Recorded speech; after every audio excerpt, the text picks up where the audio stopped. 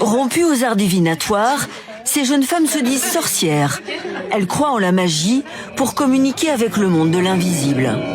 Personnellement, je pense que je l'ai senti déjà depuis très jeune. J'ai senti des choses que j'étais plus souvent attirée par la nature. Je ressentais des choses qui n'étaient pas forcément accessibles à d'autres personnes. La maîtresse de cérémonie s'appelle Sarah. Chez les sorcières 2.0, c'est une star. 1,4 million d'abonnés sur TikTok. Elle a monté une boutique en ligne qui cartonne. Sarah a également ouvert un magasin à Nice.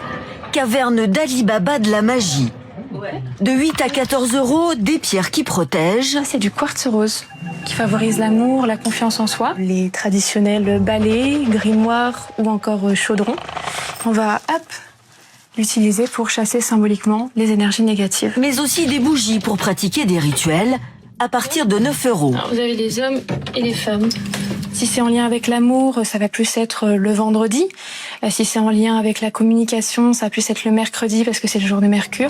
Sa clientèle est majoritairement féminine. En améthyste. Si les sorcières font de bonnes affaires, c'est que les clients ne manquent pas. Certains prennent même des cours de boules de cristal, 80 euros les 2 heures. Tu vas te concentrer. Tu vas scruter la boule. Nicolas Siquer, aide-soignant dans la vie, Hypnose légère. tente de deviner une carte cachée Et laisse-toi plonger. guidée par un voyant professionnel. Je pense que ça serait l'impératrice.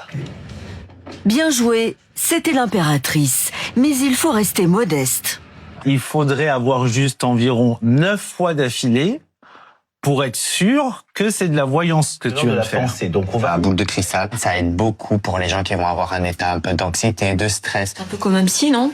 C'est un peu comme de la psychologie. Chacun voit ce qu'il veut dans une boule de cristal.